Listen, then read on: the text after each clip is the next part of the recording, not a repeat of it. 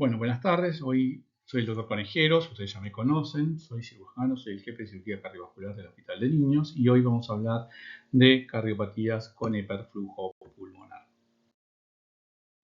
Como ustedes saben, las cardiopatías congénitas en nuestro país y en nuestra región son la tercera causa de mortalidad infantil, por lo tanto, son consideradas malformaciones con alto impacto sobre la mortalidad infantil. Se calculan que en nuestro país, de acuerdo a la tasa de natalidad de 2025, nacen alrededor de entre 4.000 y 4.500 cardiopatas por año, de los cuales se estima que el 50%, es decir, alrededor de 2.000, 2.250, son de alto riesgo. Seguimos, obviamente, con esta terrible flagelo que es que tenemos muchos pacientes que llegan a los centros de alta complejidad sin diagnóstico. Y, obviamente, en cuanto a la incidencia, representan el defecto congénito más frecuente. Dentro de todos los defectos congénitos, las cardiopatías, ¿sí?, llevan la mayoría. Son alrededor del 1% del total de los recién nacidos y entre el 5 y el 7 tienen otros defectos cromosómicos. El 13% van a presentar otros defectos cromosómicos, entonces tenemos que ir a buscarlos. Y el defecto cromosómico más frecuente que presenta cardiopatía es las trisomías, ¿sí?, sobre todo las trisomías del par 21, el síndrome de Turner, la trisomía del 18 y la trisomía del 13. En cuanto a las causas y la etiología, las causas genéticas representan el 40% y las otras causas son las ambientales, en donde representan del 2 al 10%. Dentro de las causas cromosómicas tenemos lo que mencionamos recién, ¿sí? Y después las variantes de un solo gen o síndrome o asociadas a un síndrome son las más frecuentes en el síndrome de Noonan, el síndrome de George, el síndrome de Williams, el síndrome de Hohenhar-Oran, y variantes de novo como son variantes que aparecen en forma aislada. En cuanto a las causas ambientales, las enfermedades maternas, sabemos la diabetes y la relación con la transposición, la sífilis congénita, la rubiola, la fenilcetonuria y después las causas de los fármacos que se adquieren, que se administran durante el embarazo sin tener la precaución de dar anticonceptivos a esa madre. Sobre todo en las últimas épocas hemos visto la asociación al ácido retinoico, el litio, los anticonvulsivantes, el alcoholismo, el tabaco, déficits nutricionales como lo son el ácido fólico, la vitamina A y la vitamina D. Por eso es importante el suplemento durante el embarazo de estas vitaminas, y también las contaminaciones ambientales, ¿sí?, que son multifactoriales. Pero sabemos también que casi entre el 55 y el 50 y alrededor del 60 permanecen sin etiología todavía. Bueno, esta es un poco la distribución. Nos vamos a ocupar de las que están en color rojo, en donde la comunicación interventricular es el defecto congénito dentro de todas las cardiopatías el más frecuente, ¿sí? Después lo sigue la comunicación intraauricular, el ductus arterioso, la coartación de aorta, cardiopatías como la doble salida con hiperflujo, ¿sí?, trombos arteriosos, que son menos frecuentes, en 1 al 2% del total de las cardiopatías, las anormalidades del retorno, y la estenosis aórtica. Estos son los efectos que llegan a la adolescencia o la vida adulta, ¿sí?, con escasa manifestación, porque presentan poca manifestación clínica y son defectos muy bien tolerados. En cuanto a las reglas de oro, ¿sí?, las vamos a mencionar más adelante, no los voy a cansar por ahora, pero son 6, y si podemos leer la literatura complementaria van a entender, ¿sí?, la diferencia. Nos vamos a ocupar del grupo 3, ¿sí?, que son las que presentan sobrecarga de volumen con cortocircuito de izquierda a derecha, es decir, cardiopatías con hiperflujo. Las otras serán aplicando la ecuación de Fick, básicamente para entender cómo en el laboratorio de hemodinamia podemos hacer diagnóstico de las cardiopatías congénitas, ¿sí? Básicamente teniendo el balance entre el flujo sistémico y el flujo pulmonar, que no es otra cosa que lo que representa esta ecuación. Entonces decimos que el flujo pulmonar, en ausencia de un cortocircuito intracardíaco, es decir, de un defecto de alguno de los septum, o sea, de alguna de las paredes que separan las cavidades derechas de las cavidades izquierdas, vamos a dar en presencia de un paciente sin ningún tipo de efecto, en donde la relación se mantiene de 1 a 1. Pero cuando tenemos una cardiopatía, vamos a tener una alteración. Estas son las saturaciones y como en el laboratorio de hemodinamia, ¿sí? Los enfermeros que están más habituados saben que se puede sacar y calcular cuál es la relación. Vamos a ocupar de este grupo de pacientes, es decir, los que tienen el flujo pulmonar aumentado. Vamos a la siguiente, ¿sí? Que es el grupo que nos vamos a ocupar, en donde, ¿sí? El flujo pulmonar suele estar muy aumentado porque está determinado por las resistencias. Ustedes saben que si hay un defecto y las resistencias sistémicas, que siempre son mayores, son las resistencias que podemos tomar con el manguito, ¿sí? Las resistencias son una característica independiente de los vasos sanguíneos, que está regulada por la capa media de las arteriolas. Entonces, si tomamos la presión a nivel sistémico, siempre va a ser mucho más alta que la presión pulmonar. Entonces, al tener un defecto en el septum interventricular, la sangre va a ir hacia la zona de menor resistencia, es decir, hacia el pulmón. ¿Sí? Y acá nos vamos a ocupar hoy de estos defectos, en donde la relación, o sea, sería el segundo grupo, ¿sí? En donde la relación de QPQS suele ser de 2 a 1. ¿Sí? Entonces decimos que el grupo que nos vamos a ocupar es el que tiene un QPQS mayor a 1, es decir, un cortocircuito de izquierda a derecha.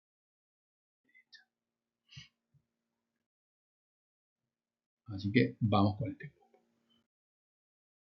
En general, en cuanto a la clínica, son pacientes que van a estar más desnutridos, ¿sí? Van a presentar cuadros respiratorios a repetición, sobre todo los pacientes lactantes, ¿sí? Van a estar taquipnéicos y taquicárdicos, es decir, con aumento de la frecuencia cardíaca como signo indirecto del aumento de volumen que llega a las cavidades izquierdas, y taquipnéicos por la congestión pulmonar. Pueden estar de color pálido o grisáceo, ¿sí? Por el grado de insuficiencia cardíaca. Y vamos a encontrarlos en la clínica con extremidades frías, pálidas, sobre todo en los pacientes que tienen lesiones obstructivas, como puede ser un paciente que tenga una CIB y asociado una coartación de aorta. ¿Sí? Si los revisamos, vamos a encontrar que pueden predominar los pulsos saltones, es decir, el pulso, ¿sí? Que se palpa fácilmente y que obviamente cuando le hacemos una compresión desaparece, que es bien característico del ductus arterioso. Puede ser que tenga pulsos débiles, entonces acá la semiología que va a realizar el enfermero, es decir, la revisación clínica, va a ser muy importante para poder entender el cuadro clínico que presenta. Una cosa que es importante que presentan todos los pacientes que tienen cuadros de insuficiencia cardíaca sin cianosis es que presentan hepatomegalia, es decir, el hígado es grande, aumentado de tamaño y congestivo.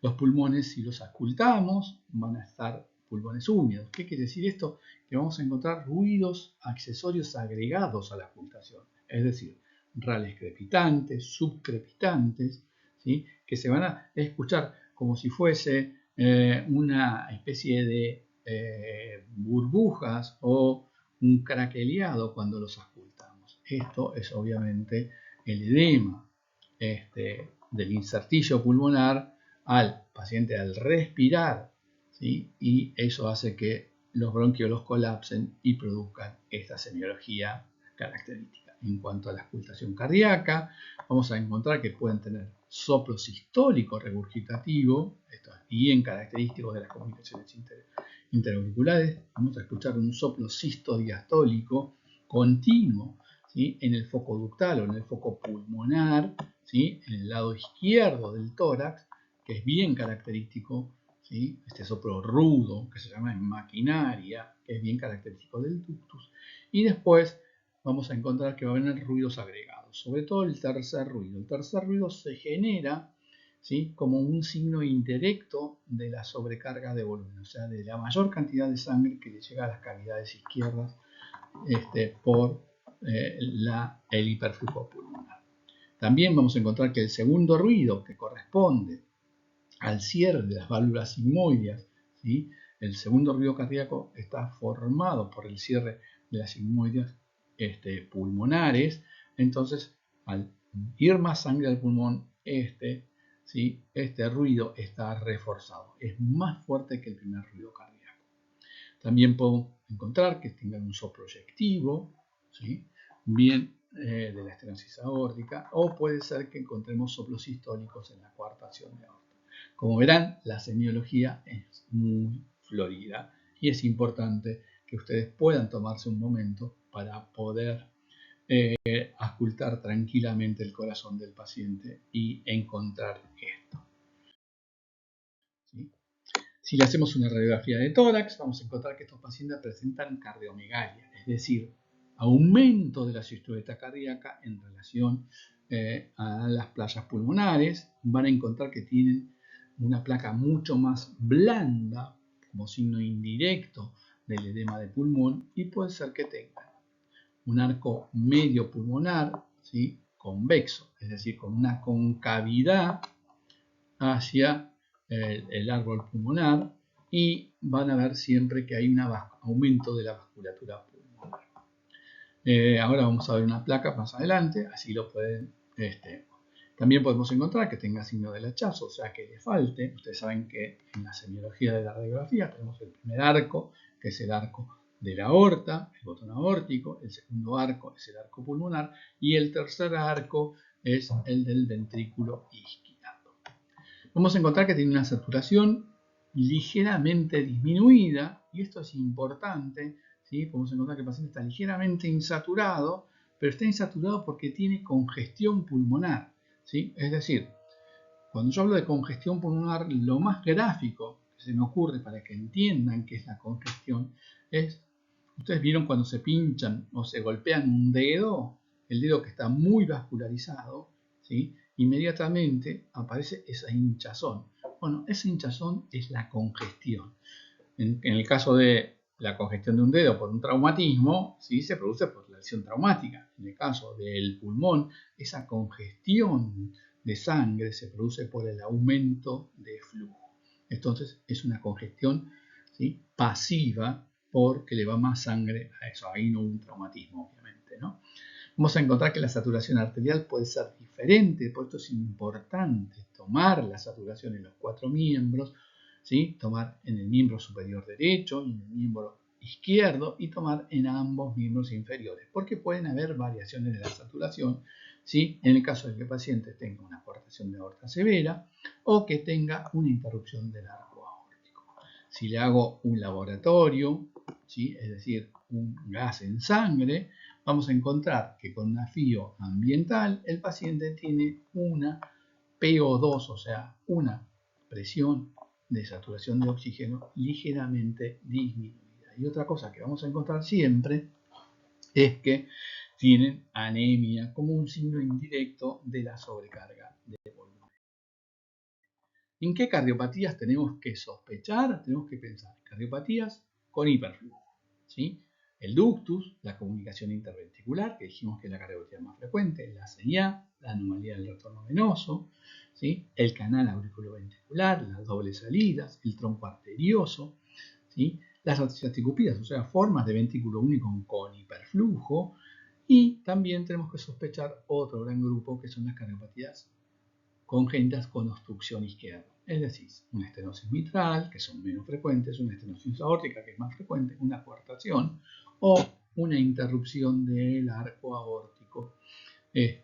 También tenemos que pensar que pueden ser cardiopatías con hiperflujo pulmonar y obstrucción izquierda, como pueden ser, ya menos frecuente, un cortiotratum, una anomalía del retorno venoso con un foramen pequeño, una hipoplasia del corazón izquierdo, una interrupción del arco con 6B o ventrículos únicos con obstrucción aórtica.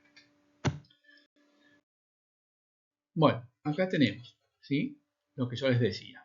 Acá tenemos una cardiopatía con hiperflujo, ¿sí?, como dijimos que las 6B eran las más frecuentes, acá encontramos, ¿sí?, una cardiomegalia con agrandamiento de la aurícula derecha. Esta es la representación radiográfica que tiene la aurícula derecha, ¿sí? Acá ven que la aurícula derecha está aumentada, ¿sí?, el ventrículo izquierdo también, y acá vemos el arco pulmonar, y acá vemos que tiene flujo pulmonar aumentado.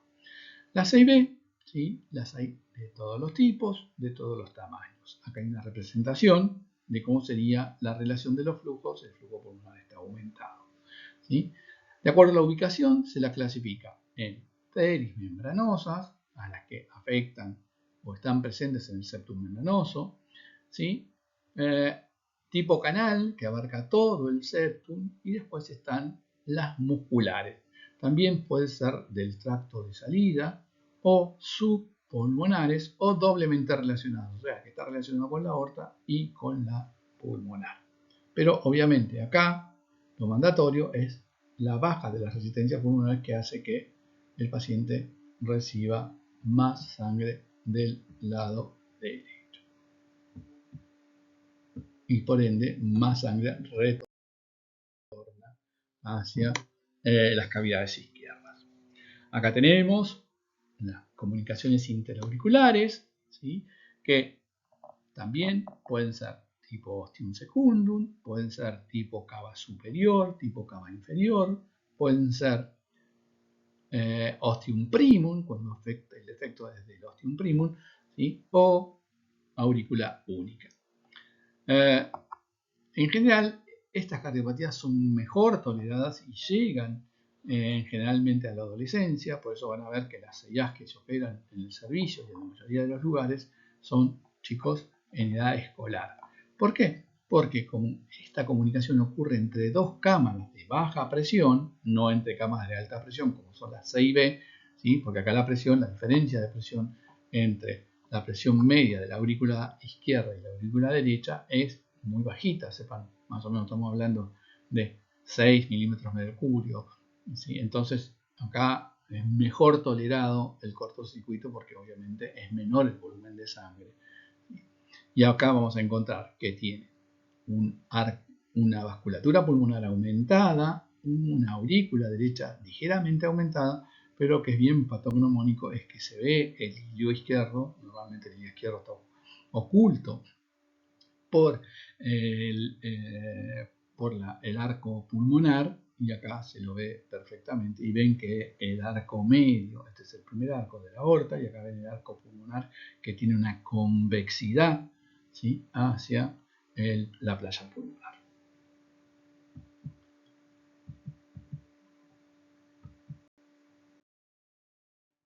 La otra, ¿sí?, es el canal auriculoventricular. Esta es un dibujo quirúrgico en donde se puede ver aquí abajo, ¿sí?, una gran comunicación interventricular. Acá el efecto es de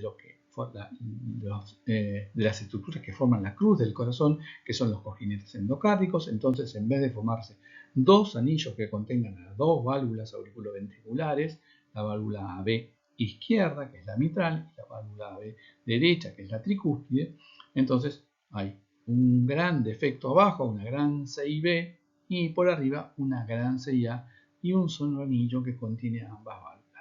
La consecuencia de esto es una gran cardiomegalia, como se ve acá, ¿sí?, los pacientes obviamente, y la relación del QP-QS suele ser de 3 a 1, o sea, si el paciente tiene una volemia de 100 mililitros, le van 300 mililitros al pulmón, por eso le va tanto flujo, ¿sí? entonces hay una comunicación de los dos ventrículos y de las dos aurículas.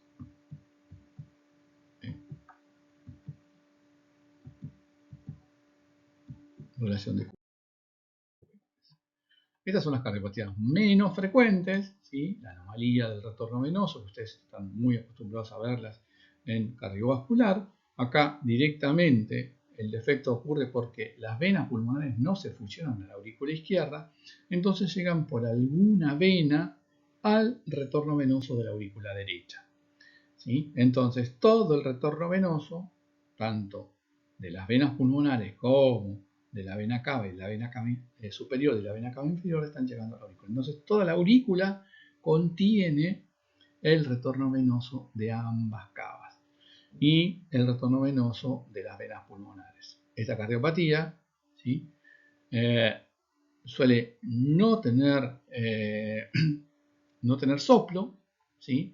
Y lo que suelen tener es una ligera insaturación. Entonces, obviamente, esto es por sospecha del cardiólogo, ¿sí? Porque el paciente presenta una insaturación que no es explicable, ¿sí?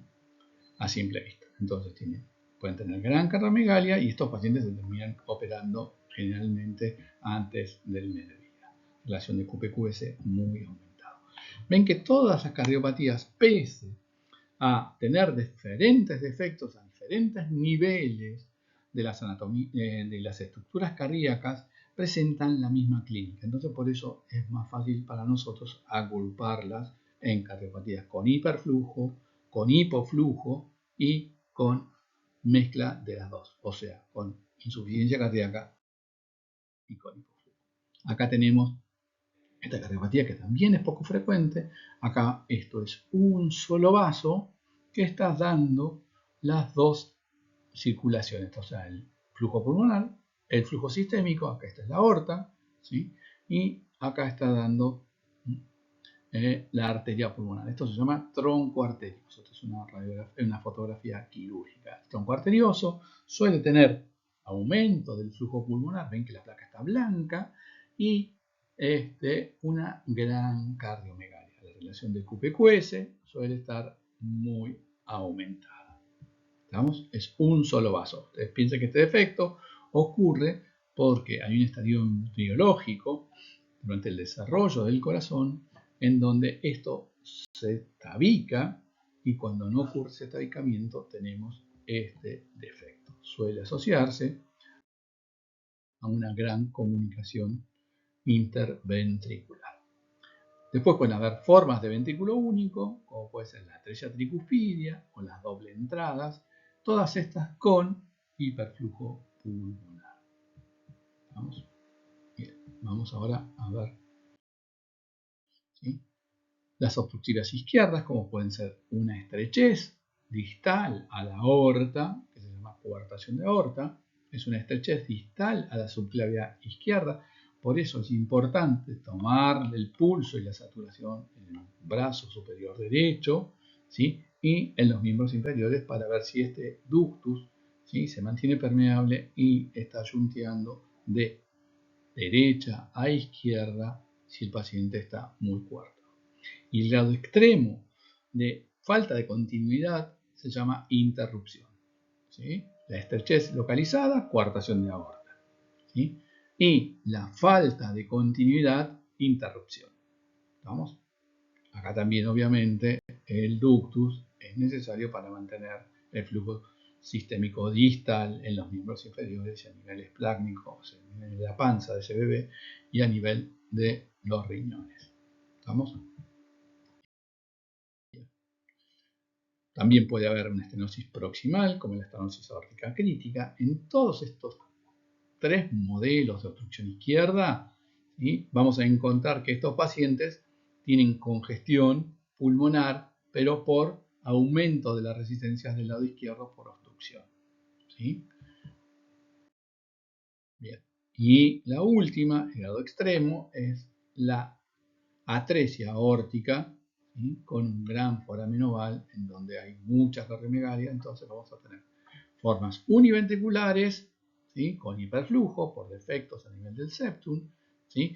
Me faltó explicarles el ductus es bastante parecido, ¿sí? Pero también sufre de hiperflujo con cortocircuito de izquierda a derecha, y esto que es el grado extremo, que es la hipoplasia de corazón izquierdo, donde vemos gran carromegalia, congestión pulmonar y aumento de la silueta cardíaca.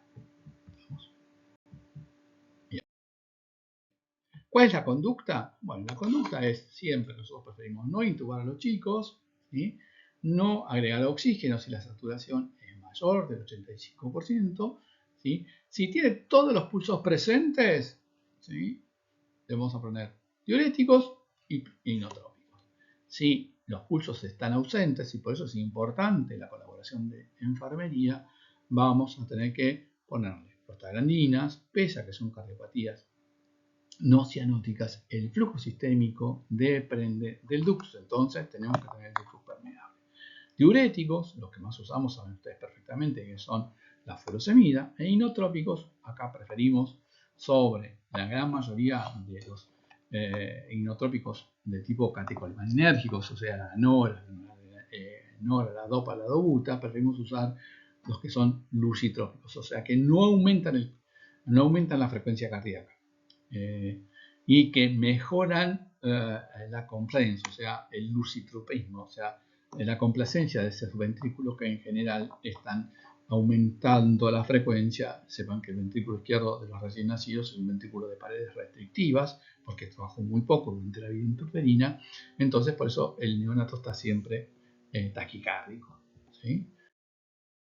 Bueno, muchísimas gracias, espero que hayan entendido y acá terminamos.